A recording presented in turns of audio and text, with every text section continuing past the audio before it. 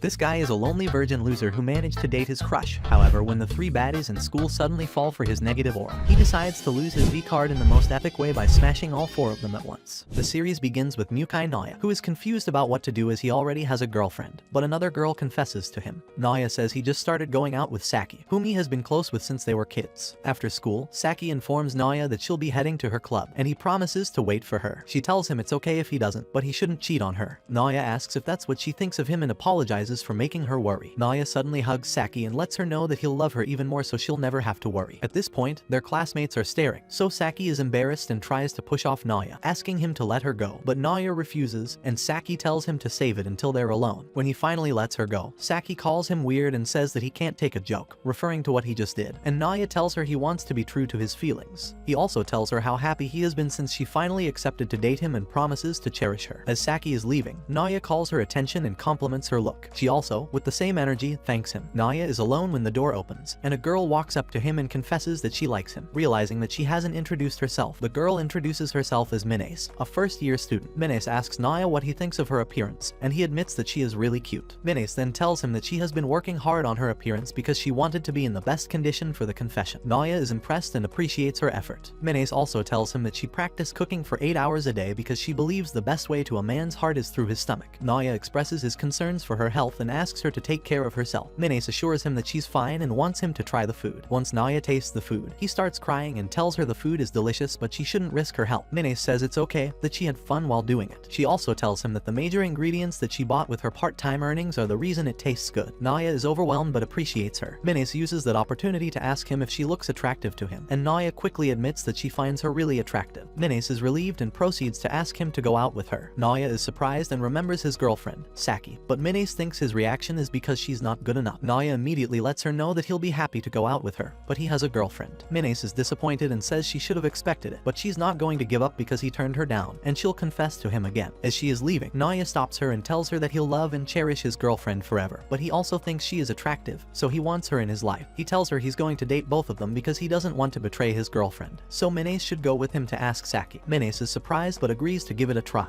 After practice, Saki is tired, and Shino tells her she did a good job. Noya interrupts them and asks to speak with Saki, and Shino teases Saki and excuses herself. Saki asks Noya what the problem is, and he introduces her to Minise. Saki is really excited and impressed with Minise's beauty, so she suggests they hang out. Noya tells Saki that there's something important he wants to share with her, but Saki refuses and insists on getting to know Minise first. They go for karaoke and realize that Minise has a bad voice. On the way back, Minise apologizes, and Saki tells her she's cute when she's embarrassed. They also play sports, but Minise is not good at it and falls. Saki compliments her underwear. When Saki tastes Minise's food, she cries as well. Then Noya asks her what she thinks of Minise, and Saki responds that she would like to marry her. Noya agrees that he understands, but Saki reminds him that he has her. Noya then proposes dating both of them. Saki is confused, and Noya explains that Minise confessed to him earlier, and the more he got to know her, the more attractive she became, and he can't think of a better solution. Saki starts to get upset, but Noya continues that he would not like to date them in secret, so he wants to date them publicly. This angers Saki, and she punches Noya and then questions why he thinks she'll be okay with it. Noya tells Saki that he feels bad about it, and Saki tells him not to do it. She then asks if she's not good enough, and Noya responds that she was, until the previous day. Saki is about to hit Noya when Minise asks them to stop. Saki questions if Minise is okay with Noya dating two girls, and Minise explains that she knows Noya won't break up with Saki, so she'll get rejected if she's not okay with it. Saki asks to know what Minise likes about Noya, and she responds that he is everything to her, and then begs Saki to agree. Saki admits that Minise is too cute, but she still disagrees, saying it's one girl for one guy and it's common sense. Noya tells Saki that not going out with Minise because it's common sense would be dishonest both to him and Saki, and lying to them would leave him with regrets, so he wants to be honest with both of them. But Saki bluntly refuses. Noya doesn't give up and asks her what he can do to make her agree, and Saki tells him no means no. Noya tries to think of a way, but Saki refuses, and they start arguing. Minise, who is quiet, starts begging Saki, telling her that she'll always cook for her. Noya also tells Saki that he'll take care of her and give her a monthly allowance. He also promises to do everything he can and tells her that he expects her to dump him, and he's sure Minise would prefer it that way. Noya then promises Saki and Minise that they'll be glad they dated him someday. Minise is touched, and Saki reluctantly agrees. Saki asks what they're supposed to do next, and Noya says that Saki and Minise would have to get to know each other, so he suggests they start living together at his place. They're both surprised, but he assures them that he stays alone. Saki declines, but Minise agrees, and Noya tells Saki that he'll inform her mom. At Noya's house, Saki is still in disbelief, and Minise says it's like a dream. Noya offers to prepare rooms for them, and Minise offers to cook. They both expect Saki to also offer to do something, something. But Saki tells them that she's bad at chores, so Noya tells her to take a break. While Minise is cooking, Saki asks for a snack, but Minise tells her that dinner is ready. Saki comments that it smells nice. She's also really excited about the food and compliments the taste. Noya then informs Saki that her bath is ready too, and she thanks him. While Saki is enjoying her bath, Noya suddenly opens the door and asks if she wants a back rub, but Saki declines. Not long after, the door opens again, and Saki thinks it's still Noya but is surprised to see Minise, who asks to join her. Minise tells her that she'd like to talk to her, so Saki agrees, feeling awkward. Saki starts to admire Minise's body. Minise suddenly stops what she is doing and tells Saki that she can sleep with Noya for the night. Saki is embarrassed and tells Minise that they won't sleep together, and Minise asks why, thinking it's because of her, and says she won't want to get in their way. Saki informs her that they've never done it before. Minise is surprised and apologizes for thinking ahead of herself. Saki says it's fine, and Minise tells her that they can make out instead, but Saki also says that they've never done that too. Saki senses that Minise is happy but she denies it. Saki then tells her that it's not been long since they started going out, and that they've known each other since they were kids. Saki says there's no reason to rush, and Minise agrees, saying they should work on it together. Saki agrees, but then suddenly rushes out calling Noya. She asks him how far he's willing to go with Minise, and he apologizes, admitting that he wants to. He also suggests a three-way. Saki is surprised and calls Noya a pervert. He apologizes, claiming the thought just came to his head and it wouldn't be fair to hide it. Saki tells him that being open about it is what makes him a pervert. She also says that Minise may be adorable and have a nice body, and admits that she even gets weird feelings as a woman, but that makes it even more unacceptable. Noya accepts and apologizes. He also says that he can't ask the same from Saki, and that it's important for the three of them to have a good relationship rather than to sleep together, so he gives up on sleeping with both of them. Minise agrees, but Saki is disappointed, so she stops him and asks if that means he's not doing anything with her either. Noya agrees and says it would be unfaithful to Minise. He senses her disappointment and calls her out, but she denies it. He apologizes, saying that she must be curious, but Saki is embarrassed. Saki admits that she can't go through with the arrangement because there are many problems with Noya dating both of them. She is upset that her rival, Minise, is cute and irresistible. She questions why a girl like Minise had to ask Noya out. She remembers Noya admitting that he wants to sleep with both of them, and she calls him a pervert. Saki assumes that Minise must be sick of Noya because he's a freak, but Minise tells her that she doesn't mind, since it's something that Noya wants. Saki then says that Minise is really sussy and ends up confessing that she wants to be Minise's girlfriend.